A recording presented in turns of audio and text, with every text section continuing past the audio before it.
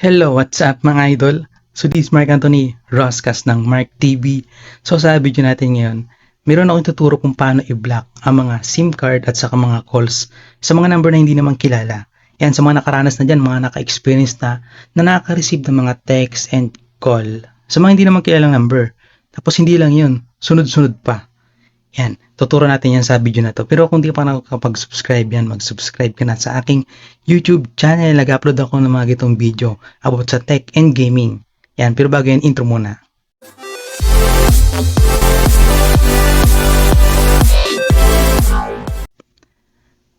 So yan mga idol, so gumagana to sa mga phone na Android 10 pataas. Yan, Android 10, mga Android 15 na yata tayo ngayon. Oo. Pero nga lang is, yung iba hindi pa alam yung gitong mga technology, mga gitong mga features. Yan, so sayang na magamitin yung mga gitong features. Yan, so ano natin gagawin is pumunta tayo sa ating dial. Yan, si Google dial po ito, Google Phone. Yan. So gawin natin ngayon is pumunta tayo dito, i-open natin yan. Pag na-open natin, i-click mo to, itong tao, yung contact. Kailangan ma-i-click mo yan bago ka pumunta dito sa settings. Yan. Kailangan ma-i-click mo na ito. Yan.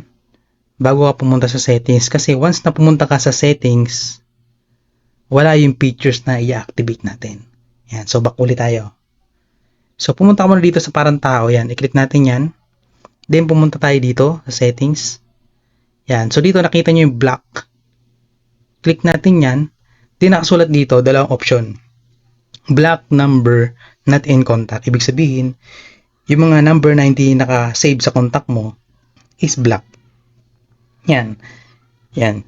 Ang downside nga lang nito, kung nag-a-apply ka ng trabaho, nag-aantay ka ng tawag, walang tatawag sa'yo.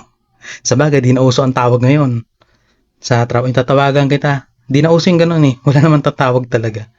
Okay, tapos ito naman pangalawa is block unknown or hidden numbers. Ibig sabihin, yung mga tumatawag sa'yo na pangalan lang at walang numbers is block. Okay. Ganun lang. At hindi lang yung ganun yung features na yun. Pwede mo siyang gamitin dito sa message app. Ito. Nga pala, ito si Google Message din pala to. Kulay dilaw nga lang siya. Yan.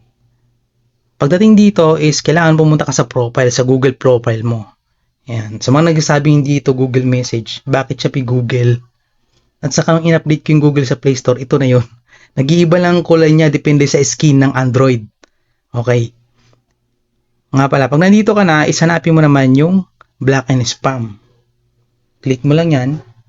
Pag dito ka na, i-click mo yung tatlong tuldok na nasa taas. Then, click mo yung block number. Pagdating dito, same din yung gagawin mo. Ibablock mo rin yung magte-text sa'yo, saka, magte-text na walang number, pangalan lang. So, i-block natin yan. Yan, so, ganun lang. Yan, I hope may natuto sa ating tutorial dito sa video na to. Yan, kung hindi ka pa mag-subscribe, mag-subscribe na sa ating channel. I-share mo na itong video na to, lalo na sa mga may edad na hindi magaling sa technology. Lalo na sa cellphone. Yan, mga tito-tita. So lang, dito lang, this Mark. See you on my next video. Peace out.